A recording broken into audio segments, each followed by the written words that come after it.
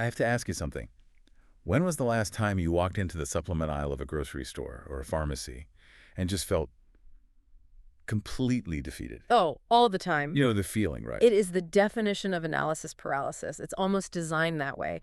And honestly, even though it's 2026, it hasn't gotten any simpler. No. If anything, the options have just exploded. Right. You'd think by now we would have just one perfect pill.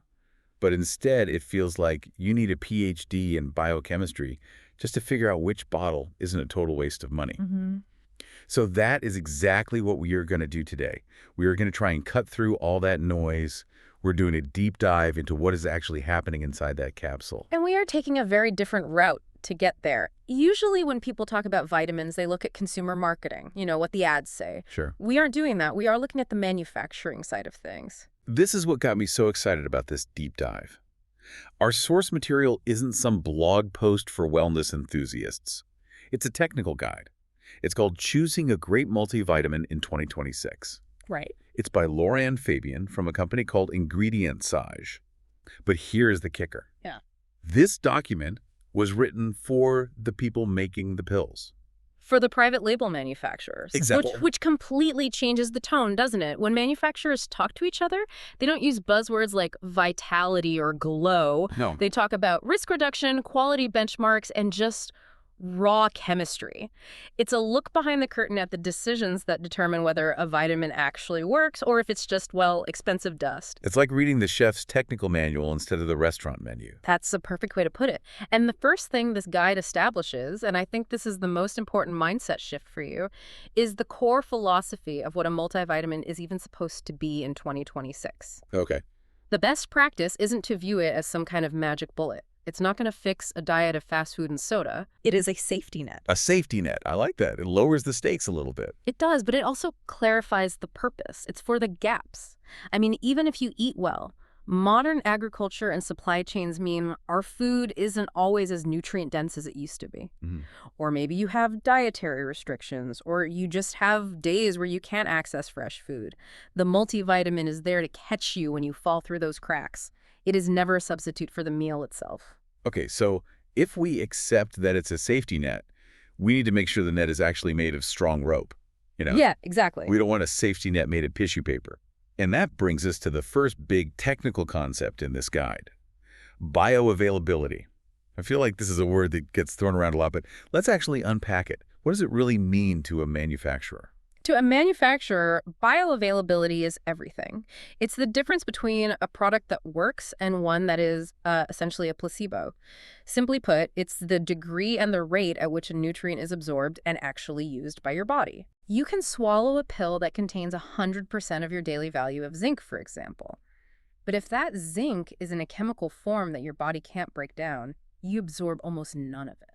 So you could have a label that is technically accurate, it has the mineral in it, but it's biologically useless. Precisely. You are basically renting the vitamin rather than owning it. It just passes right through you. Wow. And the guide gives us some really specific examples where manufacturers often cut corners to save money, usually at the cost of bioavailability.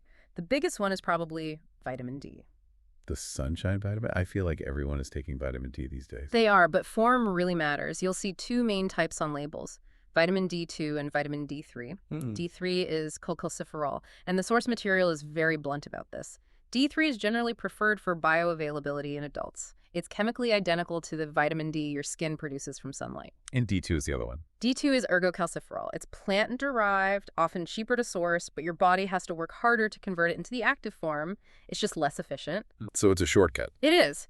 In 2026, if you see a general adult multivitamin using D2, it's a signal that the manufacturer is probably prioritizing cost over efficacy. That's a great red flag to look for. What about folate? This is one where I think a lot of people get confused because they see folic acid and they think that's the gold standard, but the guide says that's kind of outdated. This is probably the most critical benchmark for 2026. For decades, everything was fortified with folic acid. It's the synthetic form. But here's the problem. To use it, your body has to go through this complex conversion process to turn it into the active form, which is called 5-MTHF. 5-MTHF. That sounds like a radio station. It stands for 5-methyltetrahydrofolate. Oh, wow. It's a mouthful. But here's why it matters.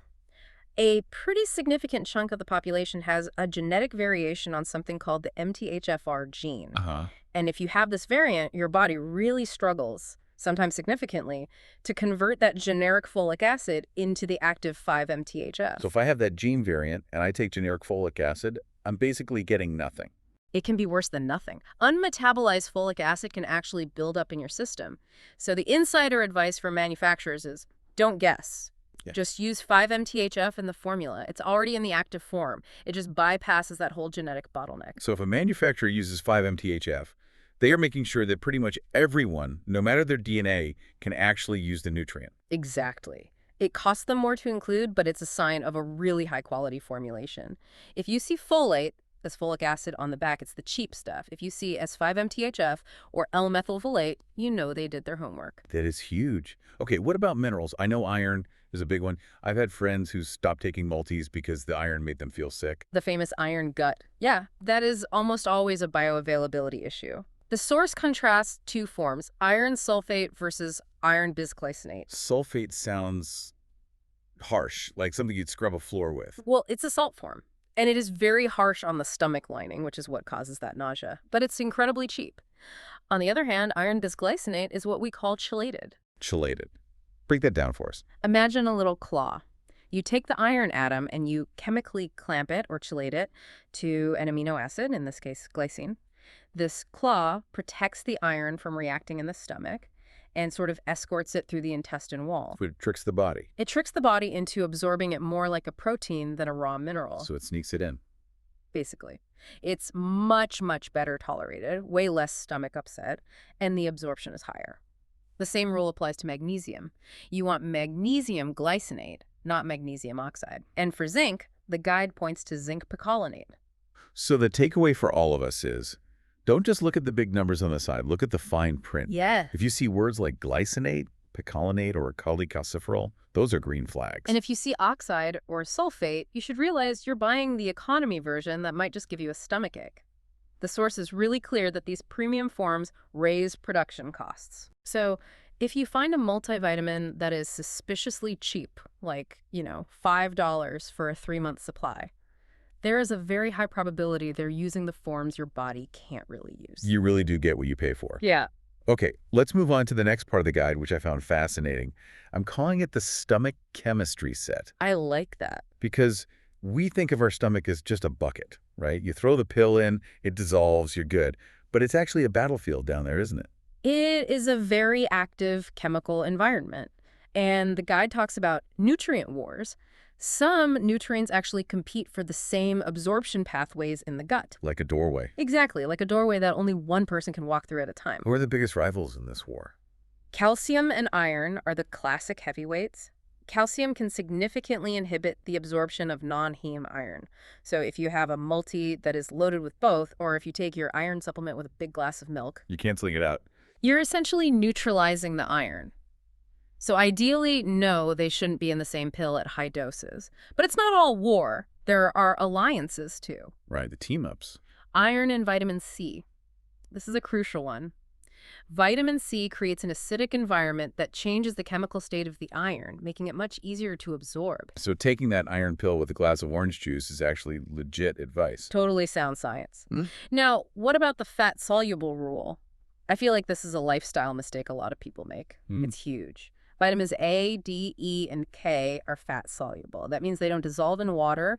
They need dietary fat to be transported across the intestinal wall. So if I'm the type of person who wakes up, swallows a multivitamin with a sip of water, and then rushes out the door without eating, You are likely wasting a huge portion of those specific vitamins. They just slide right through the system. The guide emphasizes that formulating for context really matters. this brings up the whole conflict between biology and convenience. The source talks about the one-a-day myth versus split dosing.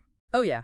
Humans love convenience. We want one pill once a day and to be done with it. But biologically, split dosing, taking one pill in the morning and one at night, is often way better. Why is that? 2 reasons. First, it helps with that competition issue. You aren't hitting the doorway with a huge crowd all at once. Second, water-soluble vitamins like vitamin C and the B vitamins, they clear out of your system really fast. So if you take a megadose at 8 a.m., by 4 p.m., your levels are probably back to baseline. Split dosing keeps those nutrient levels stable all day. But manufacturers know we're lazy. They do. The guide explicitly notes this. While split dosing is better, consumers just overwhelmingly prefer single doses, so makers have to compromise. So what's the tip? The tip is, if you find a high-quality multi that requires 2 or 3 pills a day, don't view that as a nuisance. View it as a sign that the formulator was prioritizing absorption over your convenience. That is a total mindset shift. I used to get so annoyed by the serving size 3 capsules thing. Now I get it. Okay, let's talk about being a detective in the store. How do we decode the rest of the label like a pro in 2026? We look for transparency signals. The first and easiest thing is third-party certification. Those little logos on the back. Yes. The source lists a few good ones: USP verified, NSF certified for sport, or IFOS. And what do those actually guarantee? Do they guarantee the vitamin will make me healthier? No, and that is a critical distinction. They don't guarantee health outcomes. They guarantee governance. They verify that what is on the label is actually inside the bottle and that there are no harmful contaminants like lead or mercury. It sounds basic, but in the supplement world, that level of consistency is definitely not a given. Okay, I have to ask about my biggest pet peeve. Proprietary blends. Yeah. I see this all the time. The energy matrix or the vitality complex. It sounds so fancy, but the guide seems to hate them. It is a massive red flag. And the guide warns manufacturers against using them if they want to build trust. Why? Because a proprietary blend hides the individual ingredient amounts. It's a fairy dusting technique, isn't it? That's it exactly. Say you have a blend that is 500 milligrams total. It could be 499 milligrams of a cheap filler like taurine, and 1 milligram of the expensive effective ingredient you actually want. Oh, wow. But because it's a blend, they don't have to tell you that breakdown. You have no way of knowing if you are getting a real dose. So in 2026, the rule is exact numbers or nothing. Exact milligrams or micrograms per serving for every single active ingredient. No hiding. Also, pay attention to the acronyms. You know DV is daily value, but you might also see DFE. DFE. Dietary folate equivalence. It goes back to that bioavailability thing. Because synthetic folic acid absorbs differently than natural folate, DFE is a calculation that normalizes it. It's just a more accurate way of measuring what your body actually sees. What about the other stuff? The stuff that isn't a vitamin? The fillers, the glue. The clean label trend. The source mentions common binders like magnesium stearate and microcrystalline cellulose. Now, these aren't necessarily toxic. Right. Magnesium stearate is just a flow agent, so the powder doesn't stick to the machine. But the trend in 2026 is toward minimalism. Less jink in the trunk. Essentially. The guide notes that manufacturers are under pressure to remove unnecessary additives. You just want the active ingredients, not a capsule full of wood pulp. Right. And there's a cool tech angle here, too. By 2026, transparency has gone digital. The source mentions using QR codes on the bottle that link directly to COAs, Right. Certificate of Analysis. This is the holy grail of transparency. This lets a customer scan the bottle and see the actual lab test results for that specific batch. You can see purity levels, heavy metal testing, everything. That is wild. You can literally see the test results for the pills in your hand. That really builds trust. It does. It shifts the dynamic from trust our brand to trust the data. Okay, let's pivot to who is actually taking these things. Because a 25-year-old male bodybuilder and a 70-year-old grandmother probably shouldn't be taking the exact same pill, right? Absolutely not. And the source breaks down population specifics really well. Let's start with pregnancy. This is probably the highest stakes category. For sure. What are the non-negotiables there? For pregnancy, the big priorities are folate, again, ideally 5-MTHF for neural tube development, iron, iodine, and choline. But there is a very important warning here about vitamin A. What's the issue with vitamin A? You have to distinguish between beta-carotene, which is the plant form, and is safe and preformed vitamin A, often listed as retinol or retinol palmitate. Okay. High levels of preformed vitamin A can be teratogenic. Teratogenic. It means they can cause birth defects. It can interfere with embryonic development. So prenatal vitamins are very, very carefully formulated to avoid excessive retinol. That is a scary but super important detail. If you are pregnant, check that vitamin A source.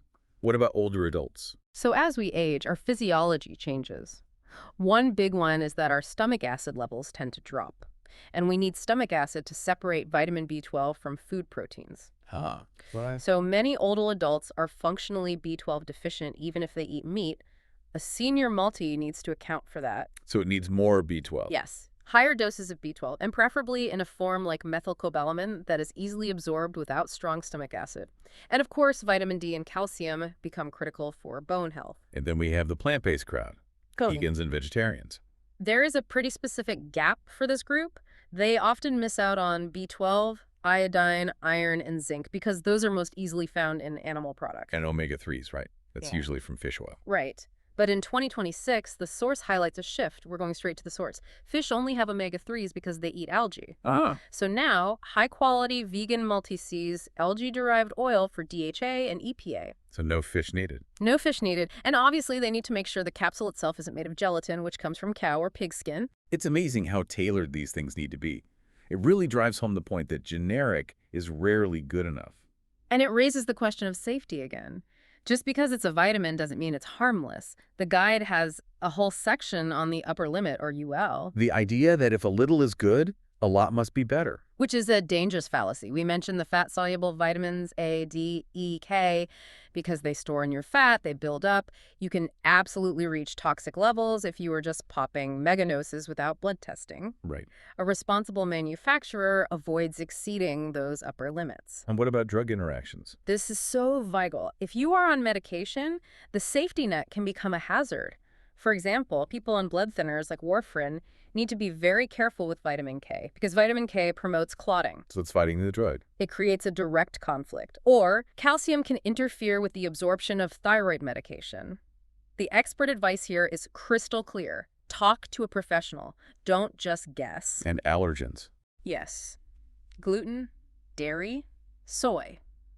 Cross-contamination in the factory is a big deal. You want to see clear statements on the label about allergen control. Okay, we have covered a ton of ground. We've gone from bioavailability to stomach chemistry to reading the fine print. Yeah. I want to try and distill this. If I'm walking into a store tomorrow, what is my mental checklist? Let's boil it down to 4 points. This is from the source's product agnostic checklist. Hit me. Number 1, clear per serving amounts, no proprietary blends. You need to know exactly how much you are taking of everything. Check. No fairy dusting. Number 2, bioavailable forms. Look for D3, not D2. Look for 5-MTHF, not just folic acid. Look for minerals ending in glycinate. Got it. The expensive words. Number 3, third-party verification. Look for the USP, NSF, or IFOS seals. It's your insurance policy against contamination. And number 4. Minimal fillers. You want a clean label without a giant paragraph of unpronounceable binders. That is a really solid list. It makes the whole process feel manageable. And it circles back to that expert perspective in the source. In 2026, a transparent supply chain is just as critical to trust as the nutrient content itself. You're buying the company's process as much as you're buying the product. I love that. Before we wrap up, there was one thing at the very end of the source material that really caught my eye. It was about the future. Ah, yes. The rise of personalization. This sounded like sci-fi to me. It's happening, though. The source mentions that we're moving toward products that combine test-informed data like from a blood test or your DNA with algorithms. An algorithm designing my vitamin. Exactly. Instead of picking a men's over 50 bottle off a shelf, you would send in a sample. The system analyzes your specific gaps, your genetic methylation issues, your lifestyle data. Then, a machine prints a daily pill specifically for you. So the supplement aisle of the future might just be a kiosk where you spit in a tube. It's very possible. We aren't fully there yet for the mass market, but the source suggests that's the direction we're heading. Customization is kind of the ultimate form of bioavailability. No guessing, just data. That is a wild thought to leave us with. From overwhelmed in the aisle to algorithm-designed nutrition. It's a brave new world of vitamins. Well, I certainly feel better equipped to handle the pharmacy run now. I hope you do too. Thanks for listening to this deep dive into the world of multivitamins. Stay curious and read your labels. See you next time.